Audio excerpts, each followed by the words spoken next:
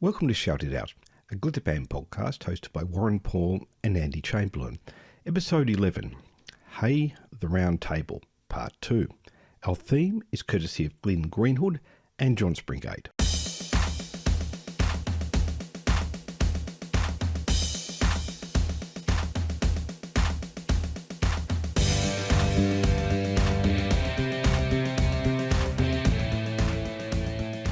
Hi Andy. Hi Warren. Andy, do you remember at the start of our previous podcast, I asked you how many Hey podcasts we've recorded?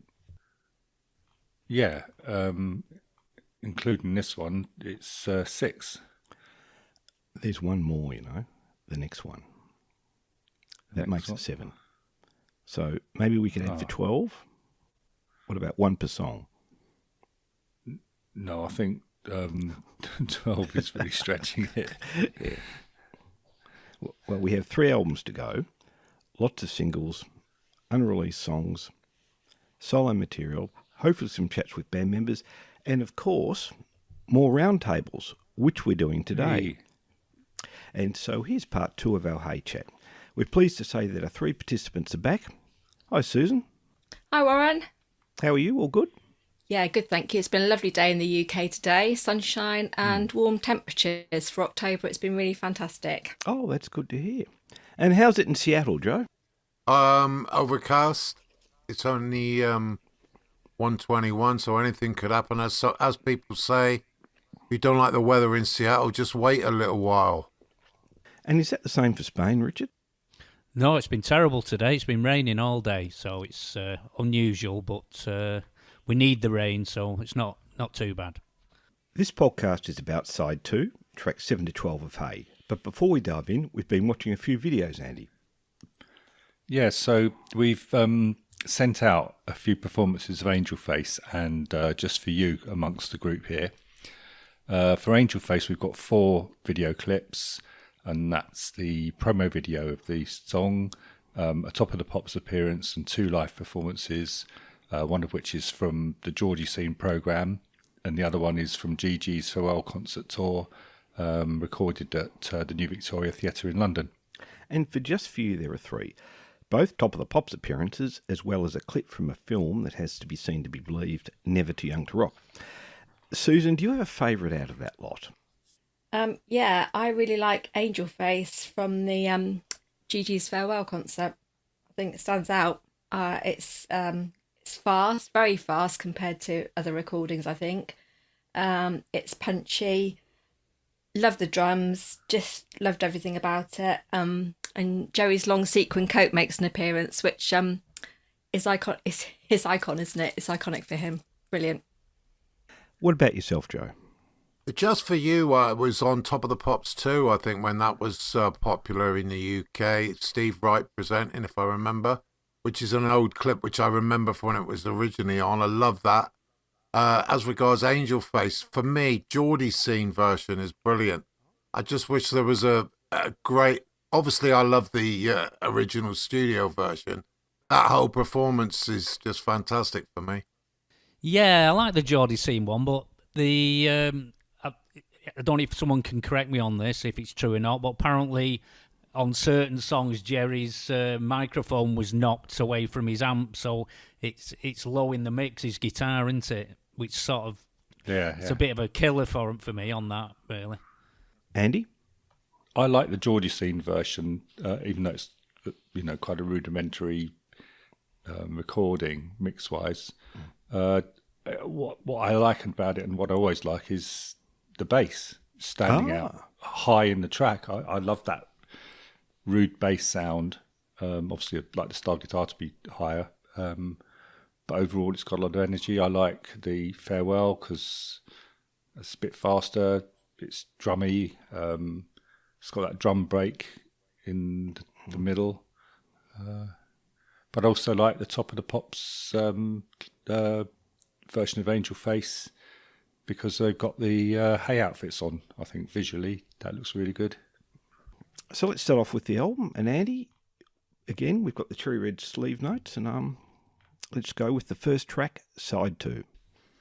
Okay, well, we are talking about Just For You, actually. So the sleeve notes have Jerry Shepherd saying, coincidentally, "Oh yeah, our second single. I remember recording the guitar track in Paris, looking down at the Champs-Élysées. A difficult song to perform as it has to be played with great enthusiasm and power. John Russell was amazed at how many people liked the song, and he actually is quoted as saying, 'It's not one of our best. How can you follow Angel Face?' And he says further that it was a huge challenge to write it, and he was very glad when it was done and in the shops. John Springout, however, says, 'Oh God, I hate this song,' and I'm making no further comment." And Harvey says he flew out with Jerry to Paris, and a driver took them to the completely wrong studio, and they saw Mickey Mo recording Hot Chocolate in the studio there, and they had to get back to the right studio to meet a very irate Mike Leander.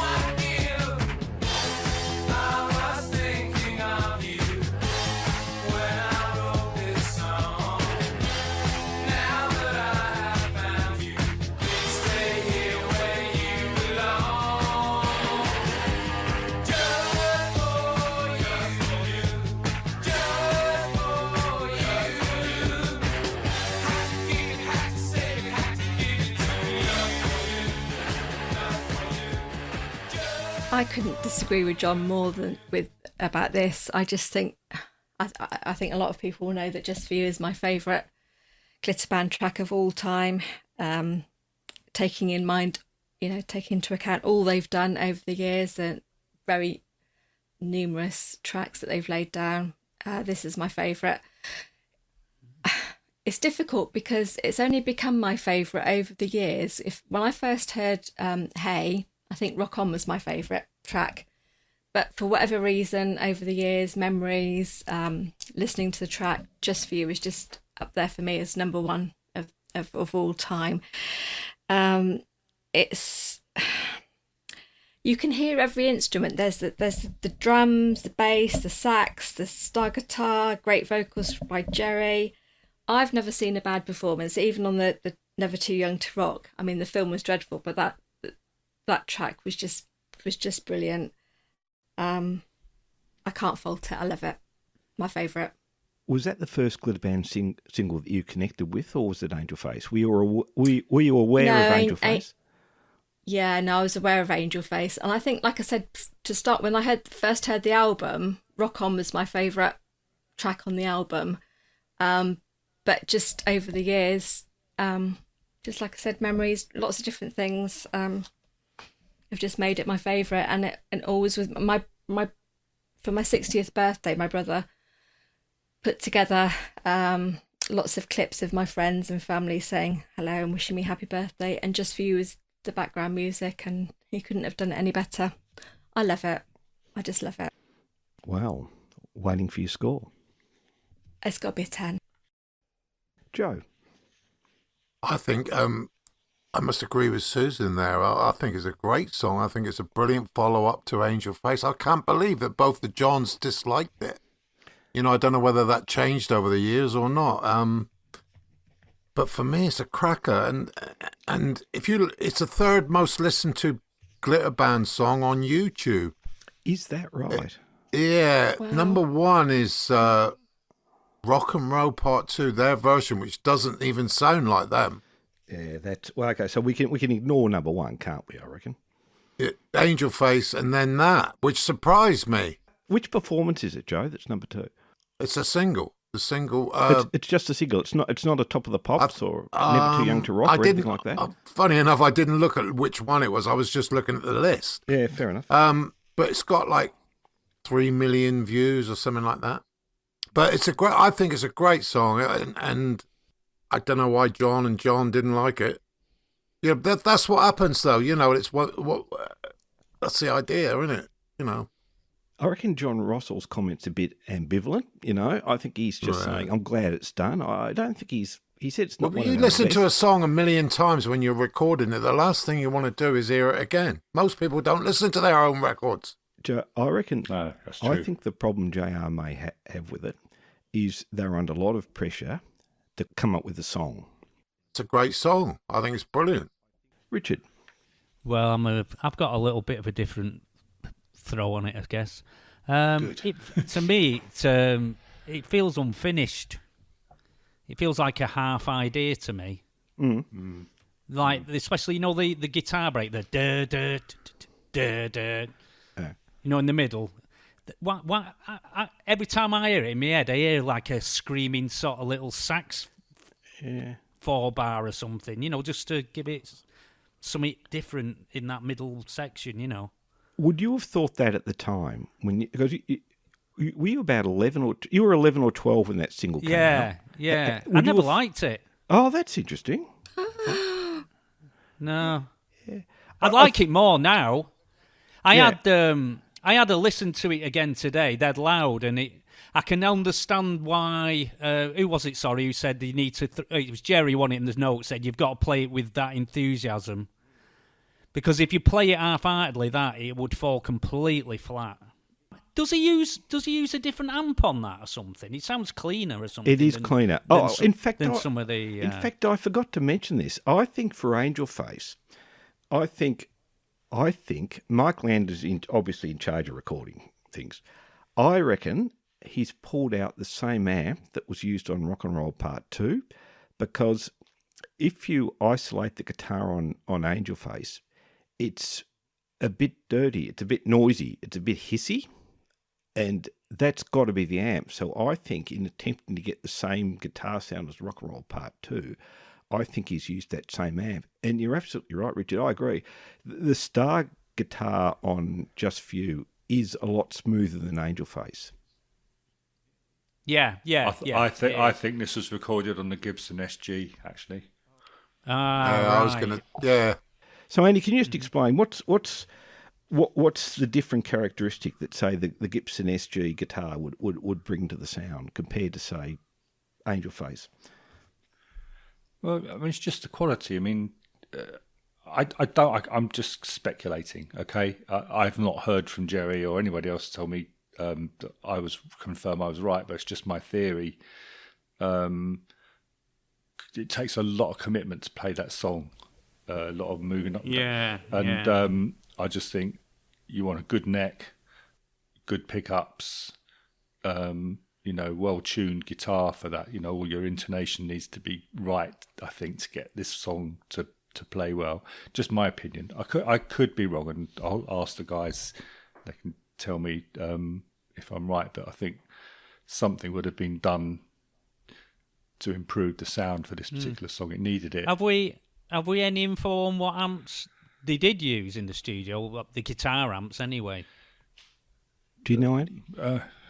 I don't know that anybody other than Springy would know for sure. But I have talked to him about interviewing, so we will get John and Pete done an interview. They both agreed. So, whether they'll be able to answer all the questions from memory, I don't know. Even Pete said to me the other day, it's good that we interview the two of them separately because they'll have different recollections. Even if they come up with different answers, it doesn't mean I said to him, it doesn't mean either of you are wrong. It just means you've got a different recollection. See, there's every chance when those guitar parts were put on, they probably weren't even there. Yeah. Maybe it may have been recorded and redone. You just don't know. Anyway, it's just my speculation. I could be completely wrong. I mean, as a fan, just a Grand Roots fan, I can hear every instrument on that track. However it was recorded, whatever instruments were used, I can hear the guitar, I can hear the bass guitar, I can hear the drums. It's just it just mixes so marvelously well. I'm not a technical person at all, but to me it just sounds Brilliant. Oh, it's good production, definitely. Yeah, yeah. I mean, Yeah. what matters in the end, Susan, is what you hear. Yeah. And I love it. So, Richard, what's your score? 6. Andy? I'm going to get trolled, I'm afraid. Big time. I hate this song Trolled? with a passion. Really?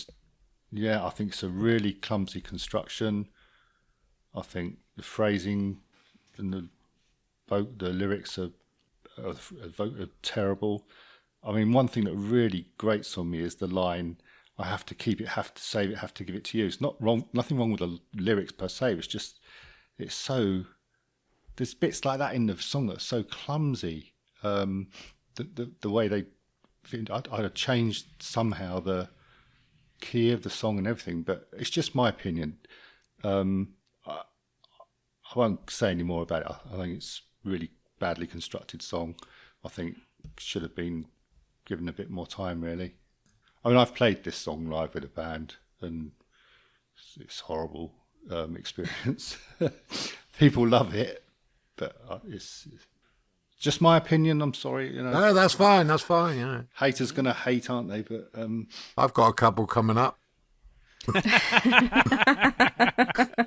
Well, one in particular. Yeah, well, then that one in particular, I think we might have one person who disagrees with everyone else on that one. So, Andy, you would have gone with Tell Him as the follow-up to Angel Face. yeah, I think their career would have been even more prominent if Tell Him had been a hit. It would have catapulted them even higher. You can remember when Just For You came out. Were you? Is your view changed over the years, or were you disappointed when you heard the song for the first time?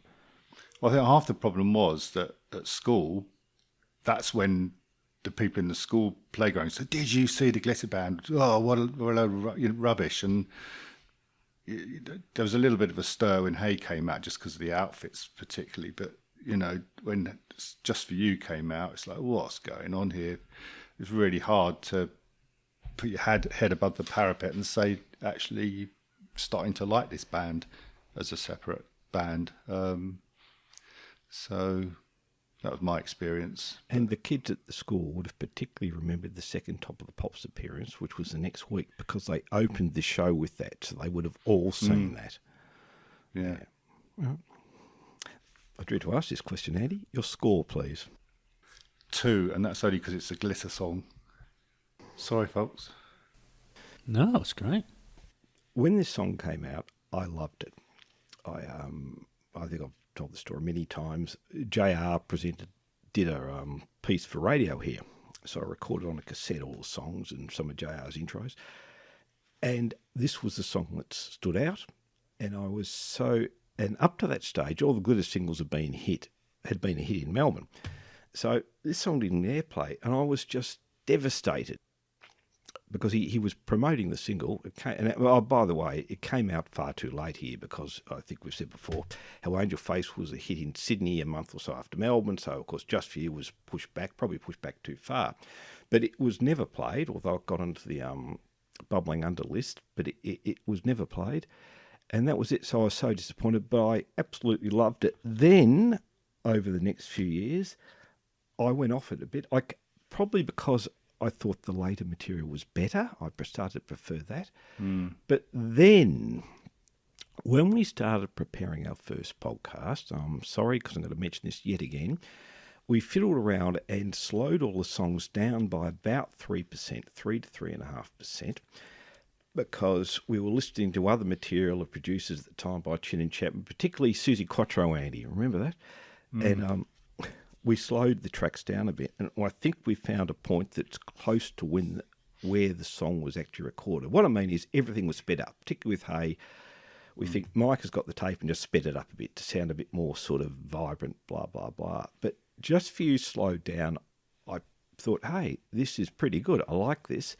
Then I heard a version which was recorded for TV performances where they've stripped a lot of the effects off it.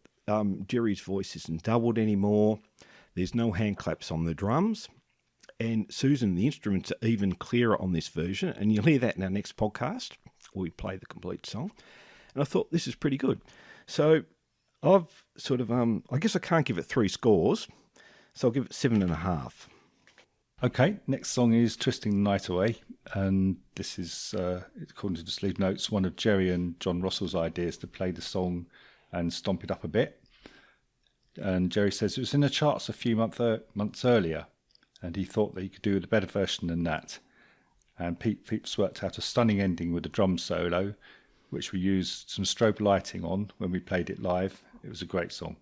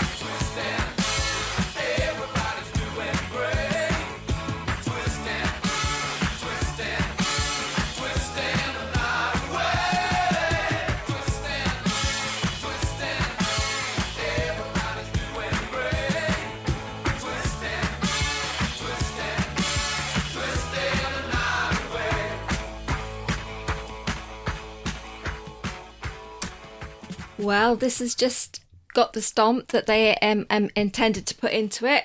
They achieved that brilliantly. It's not my favourite track on the album by any means, but it's a good tune and it makes me feel like dancing. So yeah, I'll give it a 6.5. 6.5. Okay, Joe. As I've mentioned before, what one of the many things I like about the Glitter Band is when they do covers, they make them their own, and this is one of my favourite covers they do because they glitterify it. And, you know, Sam Cooke did the original. Rod Stewart covered it in 72 on Never a Dull Moment album. But I really like this, and I'll give it a 7.5. And I love the sax on the intro. I think that's fantastic. Yeah. Great song. I think it's a great cover. Yeah, I think it's a really good version. I think there's certainly more than one drums on there. It might not be 2 full kits, but there's like tom, floor tom, but there's also a ride cymbal on there. So there's some overdubs on the drums there, I think. They call it a drum solo at the end. I don't know why they call it a drum solo. It's just a drum ending, isn't it? But if you listen, it's Sidewalk Sinner. Oh, right, yeah. Yeah. It's Sidewalk Sinner, that, the ending. Richard, I think what Jerry was referring to there was the live version. I suspect that it was more of a live version. When it was live, it was more of a drum solo, and I suspect Mike paired it right back when they recorded it. I'd assume that's what happened. Uh-huh. Yeah, because you can't see the strobe lights on a recording, can you? Yeah. Great sax solo in the middle. Yeah, love it. Great, is that Harvey? Absolutely. That's Harvey, is it? I'm presuming so. It is Harvey. Yeah, I love that. It's a great solo. Great solo, that. I'll give it a 6. I'll give my score first. I think I'll give it a 5.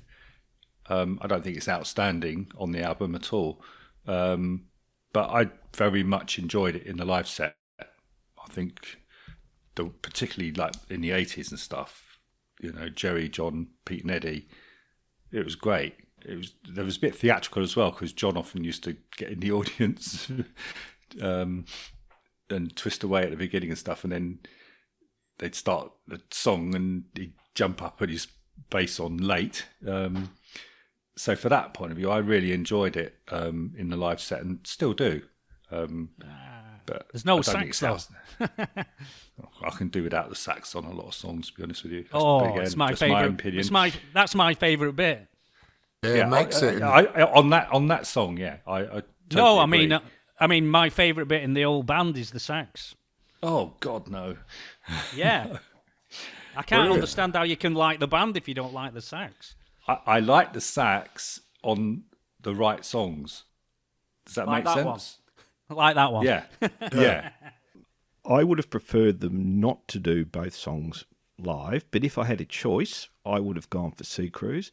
The thing for the songs, it's just never really grabbed me. I appreciate that it works well in their own style. And I think briefly for a while in the springy Pete version of the band, they were opening their show with this song. Obviously, the band enjoyed playing it.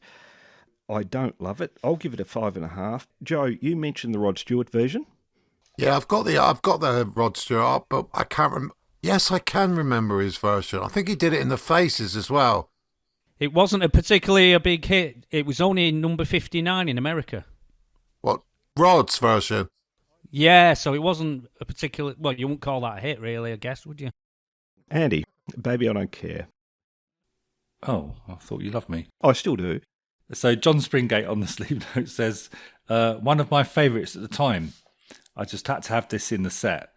I thought it worked very well indeed with a heavy bass line, and it was well received.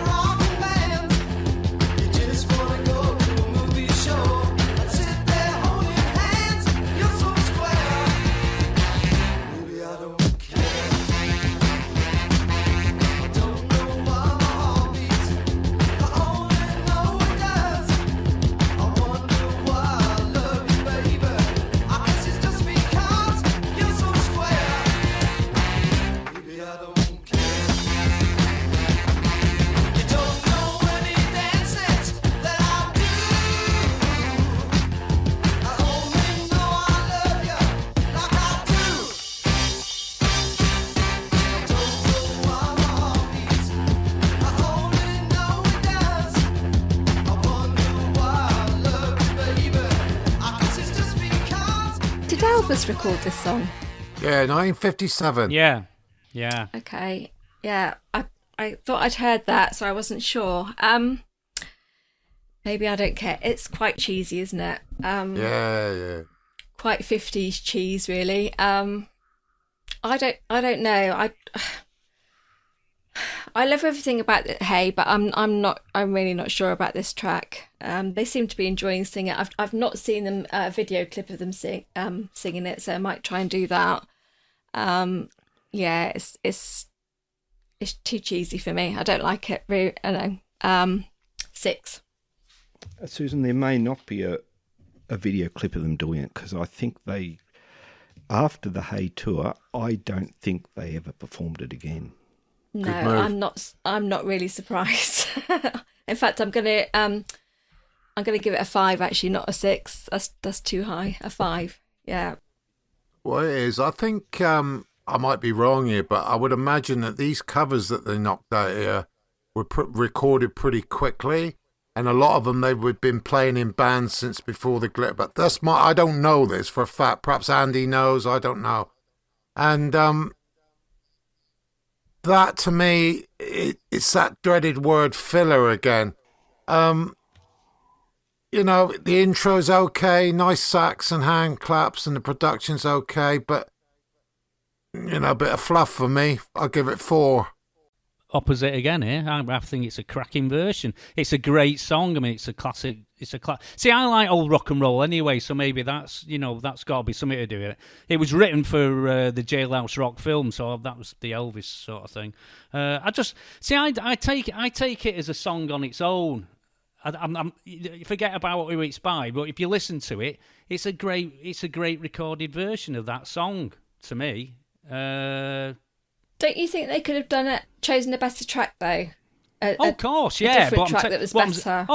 I'm not saying it belongs on the album in the slightest, but I'm taking it as a recording by a band, and to me, it's well recorded, and if you listen to it against the other versions, it's as good as them. So that's the way I'm sort of looking at it, if you like. Steve Jones and Paul Cook of the Pistols covered that in the Professionals, right? Now, I don't know whether they got it off of listening to the Glitter Band, but we were saying last week that some of Steve Jones' guitar work is very glitter-ish. And That's the only other version I know apart from Elvis. It's a bar band staple, isn't it? There's Buddy Holly did it. Joni Mitchell, Beatles, Queen. Wow. Yeah. Well, I don't know if they recorded, but they definitely did them live. Yeah. Yeah, I remember seeing Queen doing it live. It's quite easy to play, isn't it? It's a 12-bar sort of thing, isn't it? Yeah. Is that the only? I think that's the only guitar solo on the album, isn't it? On that one. That's exactly what I was going to say, Richard. It's a rare Jerry Shepherd guitar solo on record. There aren't too many, and that's one of them. So, do you want my score for that one? Yes, please, mate. I'm giving it a 7. Like Rich, I love 50s rock and roll to pieces. I quite like the song generally. It's all right on the album. It's not outstanding. It's not terrible. I'd give it a 5. I haven't got a lot to say about it really. I accept it on the album. If you'd heard the Elvis version, had you heard the Elvis version of that song before you heard the band's version? Yeah. So what you're saying is, having heard the Elvis version and being an Elvis fan, it's pretty much as you expected. Is that it, Andy? I wouldn't say I was an Elvis fan, but any more than any other. But you'd heard the song though. You'd heard the song. Yeah. I probably preferred Little Richard and stuff to Elvis and Jerry Lee stuff. Yeah. But anyway, yeah. That's as much as I can say about it. Really, it's all right. You've heard the Elvis version. You'll hear the Glitter Band version, and is it pretty much as you'd expected? Was there anything different about it?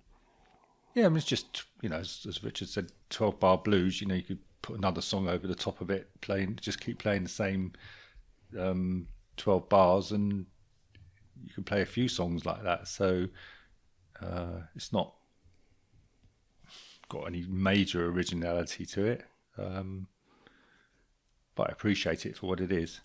But it fits in with the Glitter Band sound of the time, I suppose. Yeah. I don't mind it on the album at all, really. There's songs that I don't like on the album, as you'll learn, but I think we've already learned a bit from all of us, haven't we? From all of us. Yeah. Yeah. And you? Yeah. Well, I'd give it a 6, and I quite like it more than some of the other cover versions. I think it moves along quite well. I do like Springy's sort of bass playing on it, and his vocals fine. I like the guitar sound on this. I do. And what I also it's a bit like lost about it, in places. It's over on Well, the it's right standard, with the bass. the guitar sound, I like. It's the guitar standard sound. tuning, though, I presume, on that, isn't it, Andy? I would imagine. Yeah. Yeah. What I like about it is the introduction is a little bit different to all the other cover versions. Richard, you mentioned Queen's version. Most of them start with that sort of bass riff, don't they? Yeah, and obviously the Glitter Band weren't going to do that, but at least there's some drums there. So compared to the other cover versions, the introduction is a bit different. And as Richard pointed out, we do get a rare Jerry Shepherd solo. Next song, this will be good. Seal with a Kiss. Okay. Who's yawning? Me.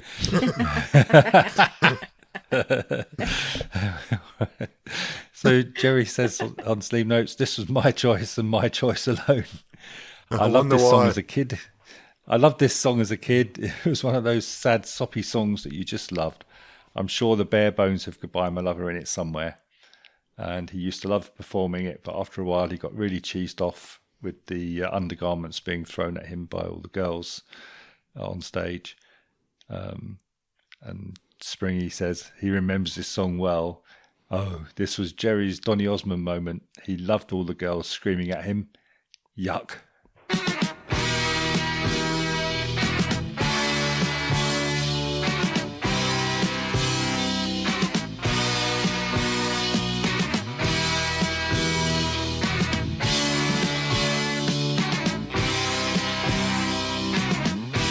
We gotta say goodbye for the summer.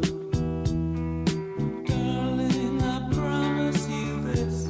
I'll send you all my love every day in a letter. See that with a kiss, though it's gone. gonna be a cold, lonely summer. My heart's filled with emptiness. I'll send you all my love every day in a letter. See that will kill. See you in the sunlight. Hear your voice everywhere. My arms are longing to hold you, but darling, you won't be there. I wonder which version we think is true, the Jerry Shepherd version that he loved it, or the John Springate, no, that he hated it, or the John Springate version that he loved it. Yeah, it'd be interesting to know. Well, what do I say about this one? I'm really sorry because I love Jerry and I loved everything he's done mostly, but this one, I can't see why they recorded it, to be honest.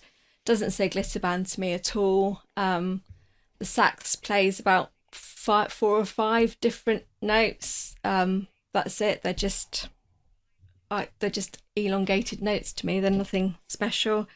No, I'm sorry. I just don't get it.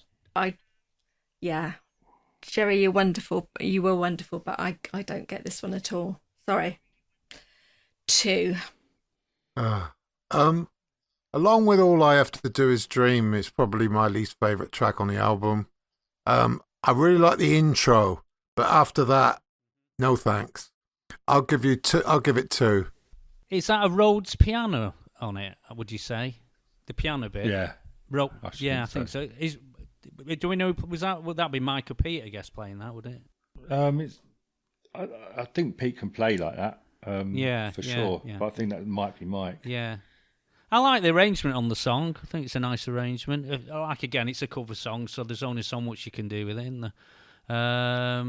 It's another one like the Dream one. It's obviously stuck on there for the girl fans, I guess, isn't it?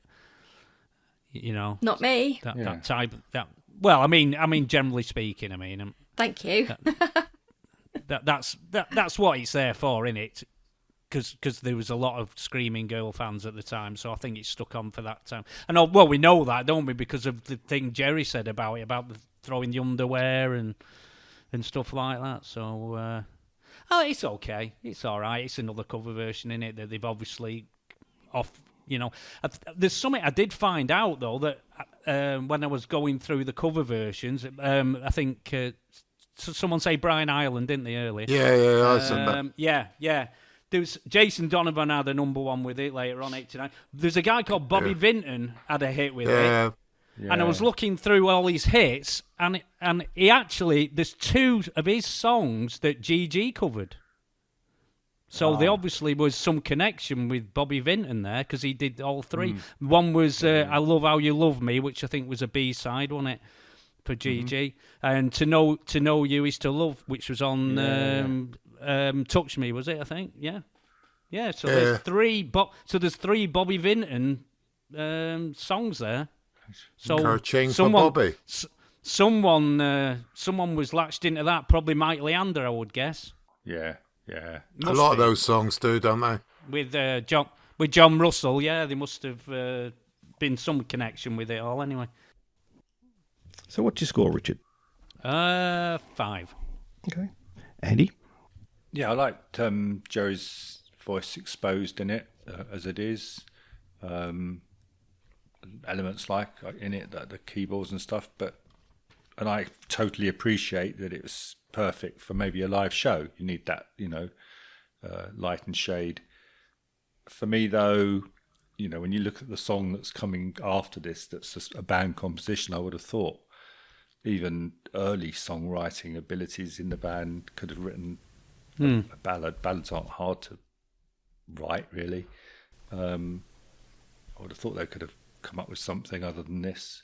But if we think back to right Angel Face and Jerry Shepherd sitting on the floor scribbling lyrics, and they've come up with such a brilliant song, you'd have thought really that they would have, given 10 minutes, he could come up with something that was better than this cover.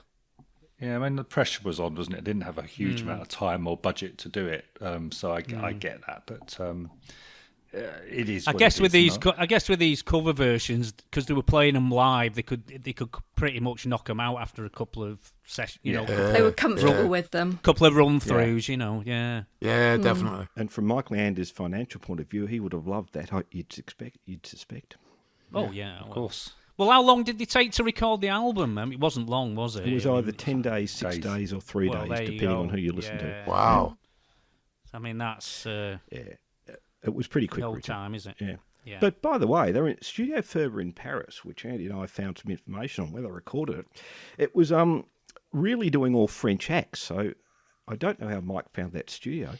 It was a new studio. It was a fantastic studio. You can see there is on their website some video footage from a film that was shot there in 1974. The facilities are just brilliant. So they actually recorded the album in a state-of-the-art studio, which I think is a bit of a surprise. So Mike must have got a very good deal. Yeah. Was it a new studio? It was a new studio. It was, Richard. And Maybe because it was new, they just sort of got a good budget deal. I suspect you're right. But it was, if you look at, you can go through Studio Ferber's history. They were doing a lot of recordings at that time. And, so I don't know how Mike got them in there, but it's just a beautiful studio. I suspect it's, for a start, a lot bigger than Mayfair in London, you'd tend to think. But it was a terrific studio. Andy? Just even taking into account what I said, but I'm scoring it down as low as 2, I'm afraid. I don't think this works at all as a glitter band track, but I think it works beautifully as a Jerry Shepherd solo song. And if you look at this song, and if you look at Dream, I would think the reason they were chosen to perform live was that the audience would know the songs. If you're doing a live show, and you do up-tempo songs, people are going to tap their feet. But if you do ballads, I suspect live it's pretty hard to introduce an audience, a glitter band audience at that time, to a ballad they didn't know. Yes. So yes. I think it made perfect sense to do songs that they knew. I prefer Jerry's... I call this the Jerry solo song. I prefer his version to the Bobby Vinton and the Brian Hyland versions because I think they're just a little bit soppy. I think it's got a bit more of an edge to it. But the version I love is Agneta from ABBA. Now, we played a bit of that in an earlier podcast. Richard, it's terrific. I think it's terrific. It's really mournful. Has anyone else heard that version? Oh. Yeah. You heard it, Susan? Well, I have, obviously, yeah. Yeah. Did you? If you played it on the podcast, I would have heard it. But yeah. Well, the trouble is, Susan, we only played a few seconds of those tracks. They weren't long enough. But I just love her version. But I do like Jerry's version very much. So, having said that, I don't think it fits the album at all as a glitter band song. But as a Jerry song, I love it. So I'm going to split the difference, and I'll give that song a 7. Whee! Next track, Andy. Okay. So the next track is I'm Celebrating, and Pete Phipps starts with this one. This is mine and it's great, says Pete. In 1972, we'd played at Wembley at a pop festival with Gary, and he remembered the day well as it was his birthday, and he was looking forward to getting home that night and meeting up with his girlfriend. And he got on the tube, got home and found that he'd been stood up. And he felt rather bad at the time, so when he wrote the song, that memory is what came back to him about it. And he says that Tony and Mike played the drums on this one, and he played keyboards. Great guitar by Jerry. And funny thing was, on the morning of recording the song, he had an idea for a verse that wouldn't go away.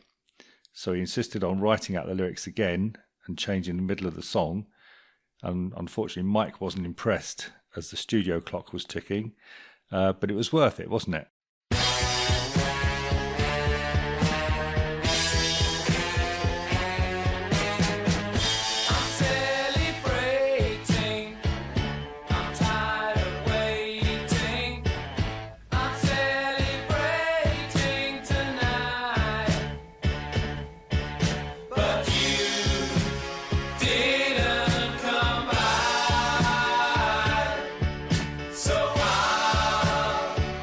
Just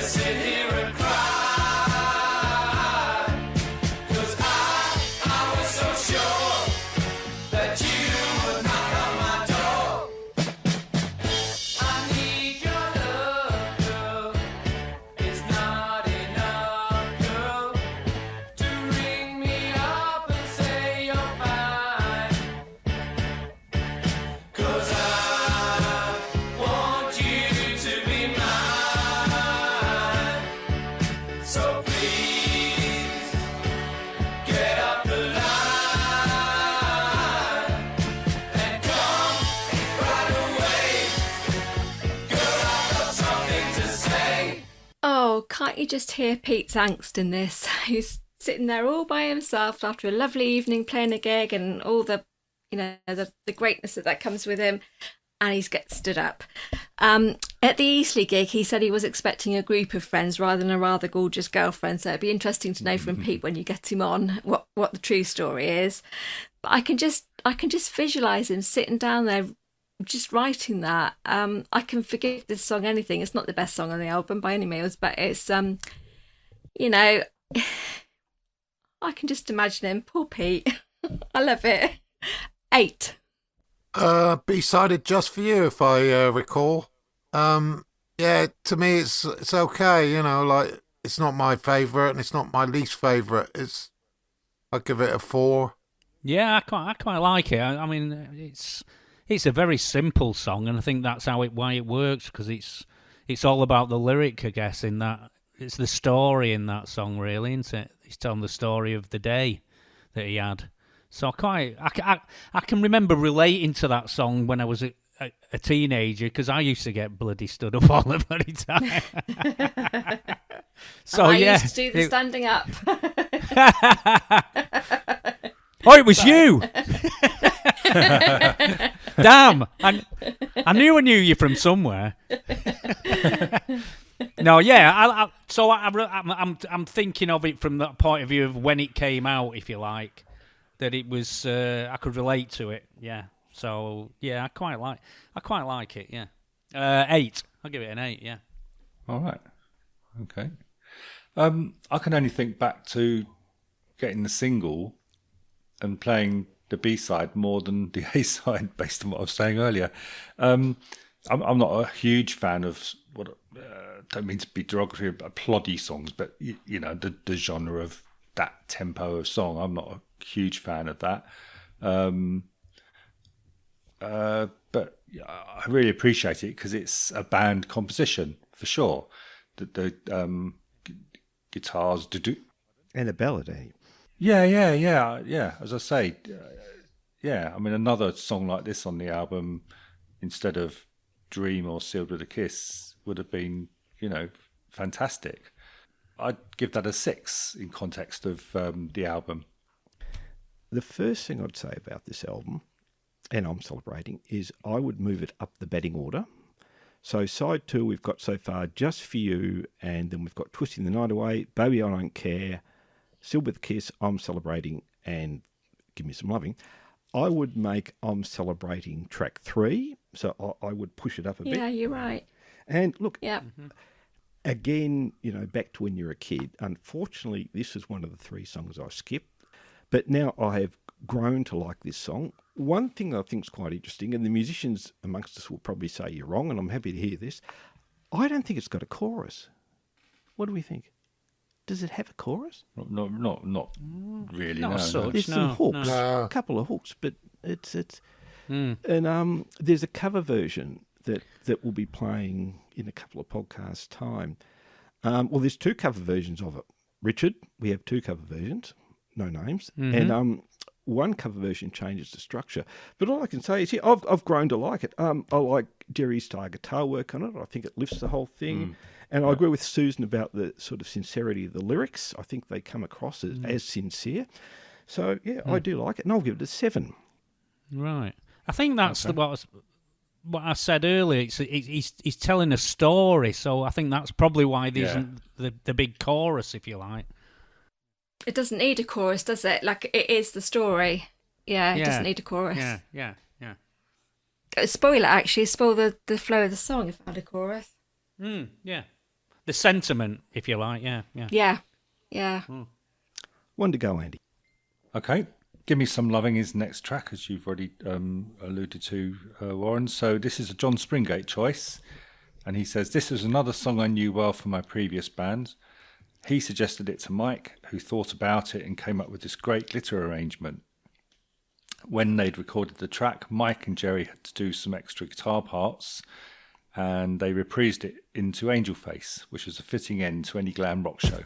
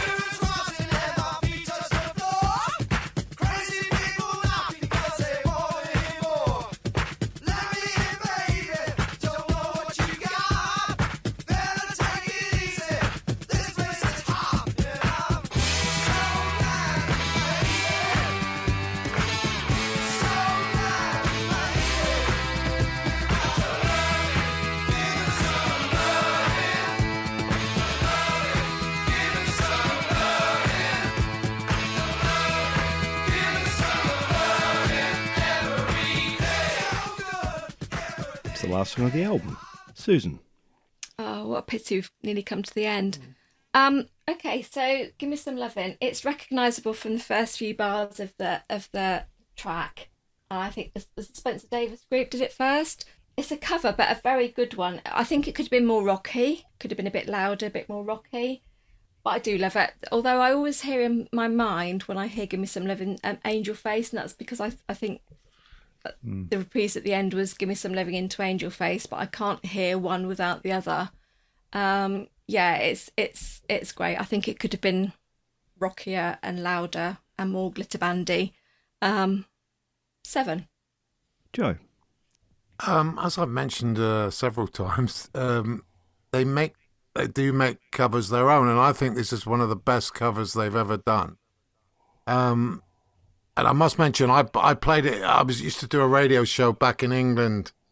Well, it'd be nearly 8-9 years ago now. I did nearly 500 shows, and I played that.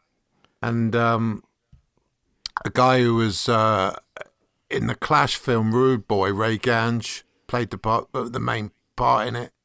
He thought it was a mashup. Oh, wow. He'd never heard it, and he thought that I'd mashed up the two. So, it's ahead of its time in that way. And for me, it's the best version of that song. It's another one of those songs that's been covered by all and sundry. Yeah. And I love that little seg into Angel Face. And I just think it's great. And I'd give it a 9. Richard. I think they must have come up with the arrangement for this to segue into Angel Face, because it's obviously done to fit together, innit, Yep. I know Sue was saying, about the arrangement, but it's obviously... You can hear Angel Face in it, can't you, in the Give Me Some Your Lovin' songs. Yeah. So it's obviously they decided before the arrangement of Give Me Some Lovin' was made that they'd segue into it, and it had to be done in that, that open sound way to segue into it, and that dictates the pace of the song as well, doesn't it? Because of the segue into it, sort of thing. I was thinking what you were saying about Angel Face, Richard. I think maybe the idea was for their stage shows to do something where at the end of the show they go back into Angel Face. Yeah. Well, it's again going back to it's the stage act recorded, isn't it? Also, a lot of these songs on this album don't fade. I mean, this one fades out, but at the time, most records would fade. Most songs would fade. Yeah. There are a lot of tracks on this that just finish. So that has to come from them playing stage live. endings, innit? Has to. Stage endings. It has to. Yeah. Okay, your score, Richard. 7. Thank you, Andy. Yeah, I like this as a glitter arrangement. I think the guitar sounds great. Drums are great. Springy's voice sounds great as well. There's a good slapback delay on it. Yeah, I mean, I don't know that they could have performed it in this way when they did it in a live set. They couldn't necessarily, as time went on, do it true to the album, unfortunately. But I like the song in the set. Obviously, it's performed a bit more traditionally. For me, it's an 8. And yeah, it was a highlight of the album again for me. And it's also a highlight for me, and I'll give it an 8.5. What I like about this song, they're bookends on the album. I compare this song with Tell Him. I think there's enough in this song to make it a partially different song to the original, which is what I love about it. Okay, so we've gone through all 12 tracks, and Andy, you have the results.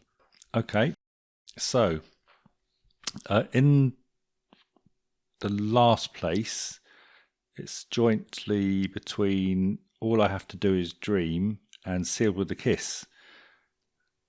So they both got 18 between the 5 of us, 18 in number in total. So then I think it was Sea Cruise with 26. Baby I Don't Care, 27. Twisting the Night Away, 30.5.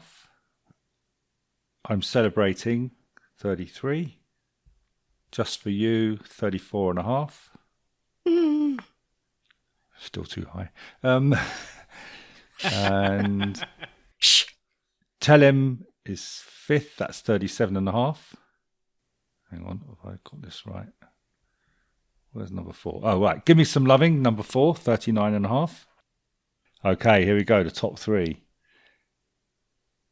In third position is Shout It Out of 41. Second place is Rock On, 42.5. And pole position is your number 1, Angel Face, with 44. So I guess it's no surprises that Angel Face is number 1, but do you think any of the other ones there are surprising, Andy? Anything stick out to you? Probably my score on Just For You threw it down too far, perhaps. I suppose other people would very much disagree with my thoughts on that, so maybe that's slightly skewed. Yeah. What do the others think? Do you think there's anything surprises you there about the order? What was number 3, Andy? Sorry. Shout It Out. Shout It Out. Oh, right. No, there was another one I thought, oh, that's high up. Give Me Some Love. I'm Shout It surprised Out. Tell Him was so high out, actually. Rock On, yeah.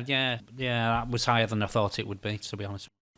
The covers that haven't been glitterized, so to speak, seem to have got similar scores. Yet the ones that have been glitterized seem to get higher scores, which I guess makes sense. Yeah. What do we think? Yeah. I think if you're buying, you heard Angel Face and you were buying their first album, you'd want more of the same, wouldn't you? Maybe that explains that. Yeah, definitely. And I reckon that's a great place to finish. Everyone, thank you very much for participating in these last 2 podcasts. Susan, I hope you had fun. That was the main idea. I really had fun. It's been the best couple of evenings I've spent for a long, long time. And just listening to the music, it's made me listen and focus again. And it's just been fantastic. Thank you, Warren. Thank you, Andy. Thank you, Joe. Thank you, Andy. Sorry, I'm getting all mistake now. It's just been fantastic. Thank you so much, all of you. Brilliant. I've loved it. Will you come back? I'd love to. Thank you. And thank you, Joe. Oh, brilliant. Kudos to you and Andy for doing the podcast in the first place. I feel privileged to be asked, and the Glitter Band don't get enough kudos. And to me, they're the glam Beach Boys. And I'd love to be involved in the later albums. The invitation's open, Joe. You will be. I'm there. Final edition, and by gee, we were fortunate to get you. So thanks so much, Richard. Oh, thanks, everyone. Yeah, it's been real enjoyable. Thank you.